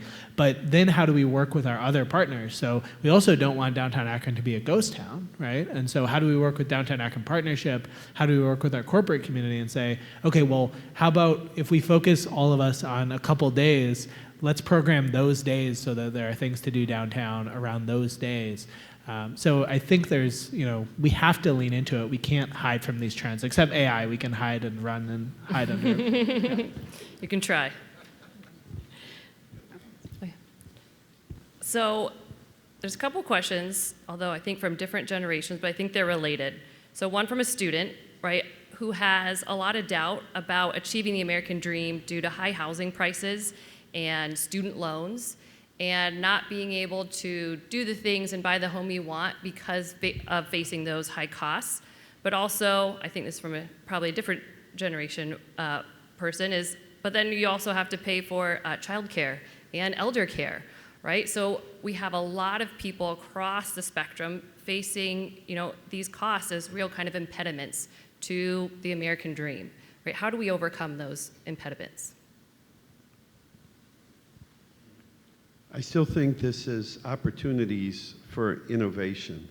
And there's never been a better time, and I wanted to just, on the AI, make one mention. Embrace it. Who doesn't like a power tool? There's no power tool I can't be convinced not to buy, because if I can get a rechargeable thing that spins faster, blows more, leaves faster, AI is a power tool. There's so many tasks we have that you can say, I didn't know I could just use this tool and get 15 steps consolidated into one activity. So just play with it, and you'll discover opportunities to benefit a variety of tasks that you didn't see it advertised for. And I give you dozens of examples, and we challenge every team and every department. What could you be doing better if you had an AI application for some of the more routine? I'm always reading self-help business books, so I'll talk about Upstream. So Upstream, all you business leaders read this, and how you can anticipate and take so many transactional problems by going up the food chain and attacking the problem maybe at the source, so you don't have teams of departments doing repetitive work. And AI could be a big role in that. Also, I just finishing Daniel Pink, To Sell is Human. It's not about selling. It's about motivating everyone. Available as ebook and audiobook from your local library. So there is so much opportunity. Half my employees have side gigs. I don't know what they're doing. I just see them on social media promoting their other side businesses for themselves and their families. There has never been a better opportunity. Not everyone's, set up to be an entrepreneur, and we're not saying step away from your health insurance and your other benefits, but there's never been a better opportunity for someone who really doesn't mind a little hard work and taking something that they're excited or interested in. One of my employees, Jeff, he opened up some kind of store for gamers, right? He's probably there only one day a month, but he has an online shop. So there's never been a better opportunity for anyone, especially the current college recent, of not only finding meaningful work, but also finding, and that could just be hanging out and driving Uber from the airport because people coming out of the airport are going to be safe, right? So there are so many ways. I don't buy into those, woe is me, I'm in a generation where this opportunity doesn't happen. I think there is plenty of opportunity. I appreciate your optimism. I just wanted to add, I'm trying to think how to answer that question. All I could come back to was what a complex set of challenges that we have. This generation, as I think about childcare, being squeezed, I'm one of those being squeezed between the parents and the 3 young kids. Just the price of a college education, just talking to someone about that on the ride here. The cost of housing. These are not small problems. I did want to just,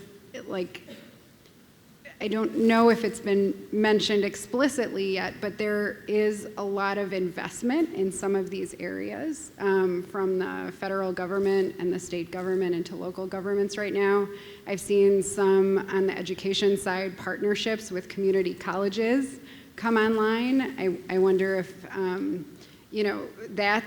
there's hope there, right? We are trying to educate a new generation of lower income students who might not have a college degree to be able to, be the labor force of the next wave of technology and really provide some opportunities. So I think there's a lot of investments out there right now. I think the underlying term that I hear all the time at the Fed too is uncertainty, right? And so I just hope that some of these really major challenges that we're dealing with right now, we can confront them in a productive and collaborative way, right? Because not one sector is going to be able to handle it, not one organization, and certainly, not one city or one state government or the feds. Right? It's got to be everybody kind of talking and working together. So that's all. I just wanted to note the complexity of that question.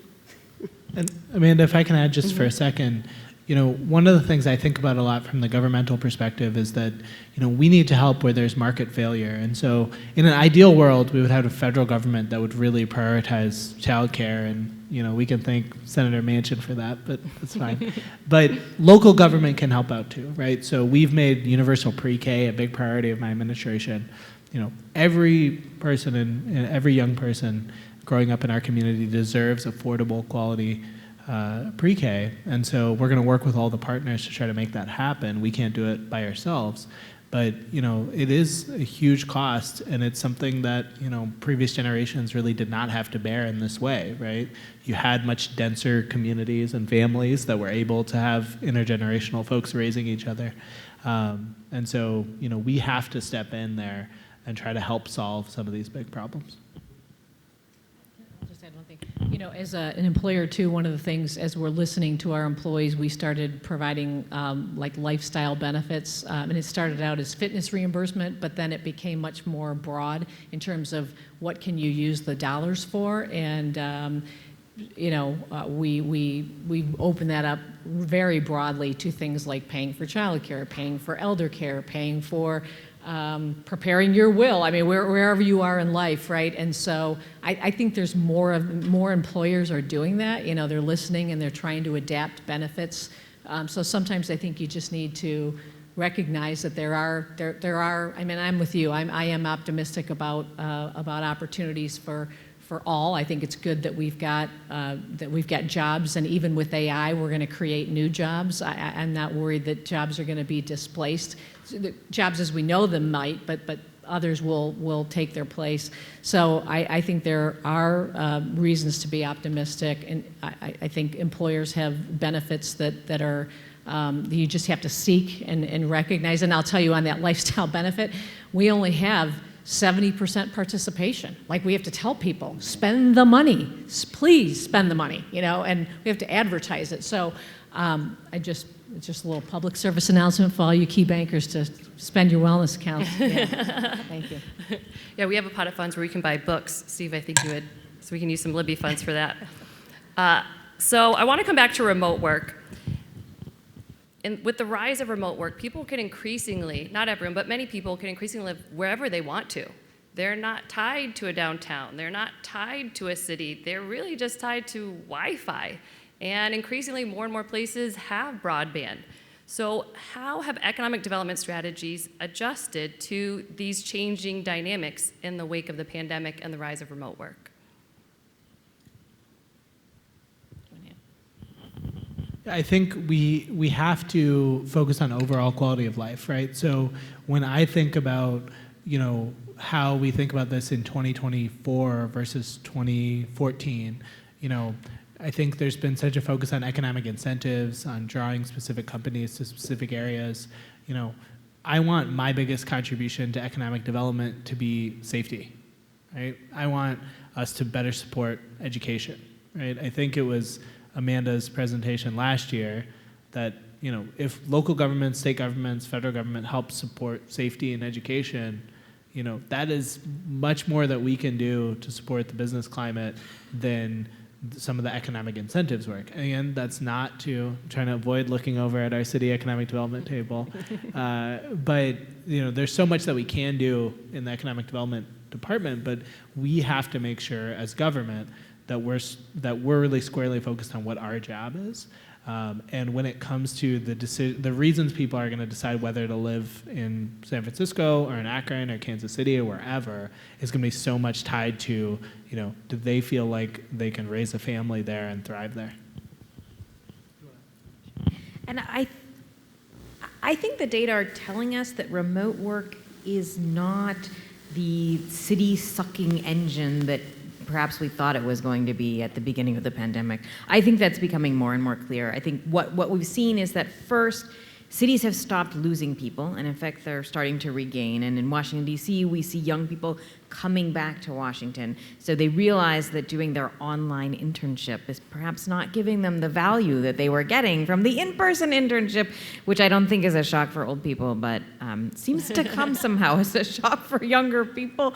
And I think so. That's one reason, and and I think if you don't mind having the same job for the rest of your life, and you don't think your industry is going to be, sucked up in a vacuum by AI, that's fine if you want to be a remote worker. But if you think at some point perhaps you would like to switch jobs, or if you'd like to have a network that you can access to be an entrepreneur, then a remote work job is also not going to give you in the same way that kind of network. So I think people have begun to realize the limits, the value, but also the limits of remote employment. It's interesting because I think we've got to provide the flexibility, right? I think workers are demanding the flexibility, but one of the things that we are really focused on is just continuing to create that sense of engagement, the culture, the intellectual capital transfer, all of the things that you have to be very intentional about, and to make sure that you can continue to thrive. And I would say that the younger workforce has figured out they need to show up, they need to be seen in order to learn, to advance the way they need to. And we've also had to work with some of our more seasoned employees to say, we also need you as part of the ecosystem too, because they're learning from you, they're benefiting from you, the engagement, the collaboration, all of that. So it's creating an environment where that can exist with flexibility. Because I think the genie's out of the bottle, right? The pandemic happened, we recognize that we can do remote work, people want the flexibility, but we've got to find a way, and we're spending a lot of time thinking about how to coach managers on how to better engage a remote or even hybrid workforce and do that thoughtfully, so that you can continue to have all the benefits of culture and growing your engaged workforce. I just wanted to add, there's a couple strains that are going to be really important to track over the next couple of years. One is, what is happening in the rural areas that made a big bet and some investment on the fact that they were going to attract folks who are leaving the San Franciscos of the country and trying to bring them back home and provide a really appealing place for someone to reside that was at a much lesser cost of living. So that's going to be interesting. Dr. Brooks, I don't know if we're going to get back to pre-pandemic levels. I know people are coming back. I don't know if we'll ever get to where we were a couple years ago. So I think there's just still a lot of interesting, outstanding questions out there. And the one thing I'll just add that's so important is that we make sure that these remote opportunities aren't just for business professionals, in the sense that we really got to focus on digital equity and make sure that everybody has an opportunity to access broadband internet and the opportunities that come along with just being able to, effectively look for a job or access opportunities that way. So that's all. All right, this is going to be our last question. So Lee, you said that human capital is movable, right? People can move. So I'm going to make you guys each pick one here. I'm going to see if I can nail you down on one of these. Is it more successful to encourage residents to stay or to recruit workers to move to Ohio? Which one? And if you want to mention, are the strategies different? Go ahead on that too. Oh, we have a first taker. So Yeah. I'm sorry, the question is. Oh, sorry. Would you rather retention- focus more attention to encourage residents to stay or focus more on encouraging people to move here? We're going to see if they're going to pick one. Focus on keeping people here, right? So the reason we've gone from 300,000 people to 200,000 people is because people have moved out of the city of Akron to elsewhere in Summit County or elsewhere in Northeast Ohio or just out of here. And it's quality of life, it's safety, it's education. And while, my thing is, like, if you build it, they will come, right? But let's stick with the people who are already here, because I've been thinking since you were talking about, certainly physical capital is sticky, but there's a reason, and it kind of came out when you were saying, Steve, is that human capital is kind of sticky too, right? There's idiosyncratic reasons you want to be here. There's personal reasons I want to be here, right? There's reasons we're all here and why we love this community, and it's easier to play on that than to kind of always chase some mythical person who's not here. And not that we don't want migration, not that we don't want to attract people, but let's focus on building like the community we already have, and that will inherently attract more people as well. That's my hot take. I look forward to being proven wrong by any of them. It's just easier to reduce churn in any business. You want to, reduce churn in anything you do. You want to customer loyalty, customer engagement, invest in your team, invest in your talent. You've already made the sale. They're already here. You don't have to sell them on all the wonderful weather. I'm just teasing, but all the other assets of Northeast Ohio. So that is a higher return on investment. So and then you can use them as your ambassadors to go recruit and, get the newcomers to discover, why we're got it going on. A lot of necks on the weather. I just want to remind everyone it was beautiful for the eclipse. And I'm totally It was. okay with that. It was fantastic. I'll have to agree with the other panelists that spoke, but and again, I speak for myself and not the Federal Reserve. I think it's so important to take advantage of the incredible talent we have here in Northeast Ohio and Ohio generally, first and foremost. And then I think by doing that and really growing our own, I think that will become an attractor and its own magnet. So that's where I stand. Let's see. Oh, so far, agreement. Yeah, I don't think I was thinking, should I try to take a different position on this? But, No dissenters so far. The data would suggest, as I said earlier, when you have a connection to the region, there is much better stickiness, right? But one thing, we're focused on as a company, and in my new role, is just talent development and mobility within our own company, right? And if we can do a better job of that, developing our own talent, creating a robust internal marketplace. Not only, we've got, about 31% of our employees are in Northeast Ohio, but I think that the better and better job we do with talent mobility within our company.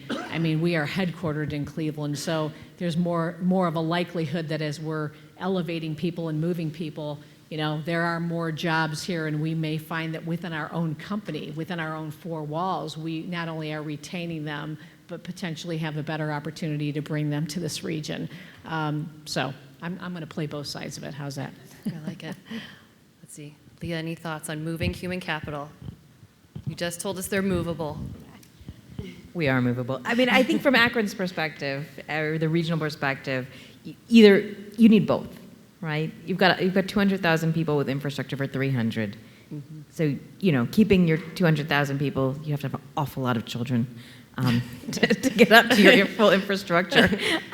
You need both. And I think, you know, the university here is a great example of what you can do when you both educate natives and bring in immigrants who study here or immigrants who you bring here in to work, and what they can give back to your community. Love it. All right, let's give a round of applause for our panelists here.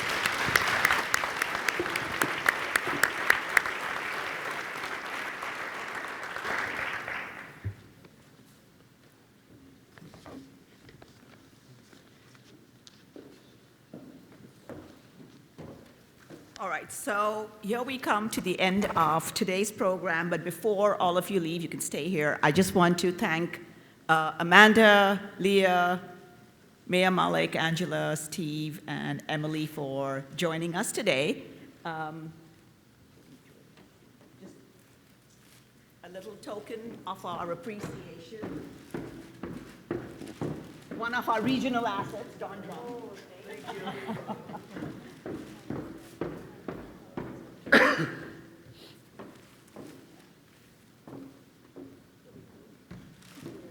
Thank you. Sure.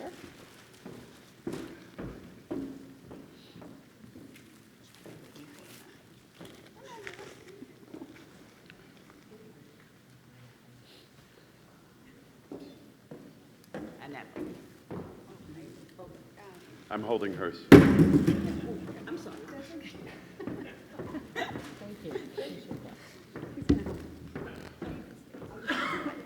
Yeah, okay. All right, so as we come to our conclusion, we've learned a lot, right? All of you started off by giving me a sense of what was important to you for why you were here, and we saw echoes of that coming through the entire afternoon, that the reason we stay here is, or we come here maybe for family, but then we stay on for other reasons. So it's a win-win strategy for businesses, policymakers, each contributing member of our community to add to the quality of life. And as I wrap up this afternoon's event, people often ask me, what motivates you to do this event every year, right? You have 100 things on your platter. You're teaching, you're doing your research, you're doing all your admin stuff. What makes you do this? And for the first time, I kind of reflected on this. Like, why do I do this? And everyone who's around me the last 2 weeks knows that I keep saying, why do I do this to myself every year? So I think I told someone even this morning. And after much thought and consideration, here's my answer. The Ohio Economic Forum is my way of giving back to the community. I've been here for 32 years, and I have many opportunities to go to many places. The standard joke in the College of Business is, where is Sucharita? Like, where is Carmen Sandiego? Because I travel a lot. They never know where I am traveling around the world. But I come home here all the time. That's kind of the deal. So when we started this whole event, our team is comprised of young economists, right? Very dynamic economists doing a lot of great research. We were sorry to see Amanda leave, but Amanda stayed 10 years with the department. She came fresh out of her PhD program, built her research here, and is doing fabulous where she is now. But we don't often share this knowledge base with others, right? And so the Ohio Economic Forum, through its annual theme, does exactly this. We can't cover everything every year, but we hope that each year, by tackling one single and meaningful policy issue, we can facilitate the dialogue between economic stakeholders. And to do that, we rely on everyone, right? We rely on our policymakers, we rely on our business leaders, we rely on our community advocates, we rely on our scholars, we rely on our students, the next generation, to explore innovative approaches that can increase Ohio's economic growth. And this is our 4th year, we're moving to our 5th year, and behind the scene is, within a week, we'll be brainstorming, what should we be doing next year? The cycle begins all over again. So, with that, I just want to do a little bit of the thank yous. Can't not do that.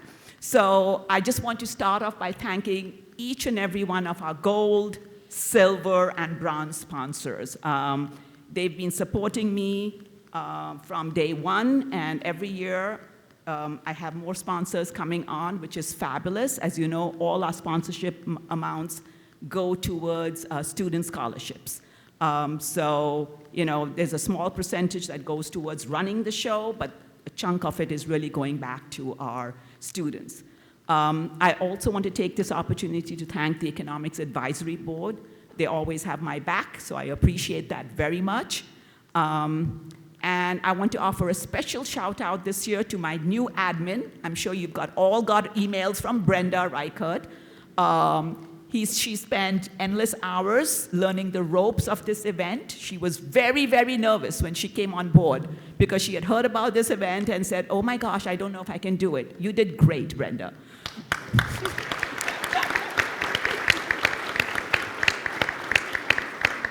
I also want to extend my gratitude to Katie and LaJean. They're my wing women for all their help in organizing. They don't need to do it, but they come out of the woodwork and say, Sucharita, how can we help you?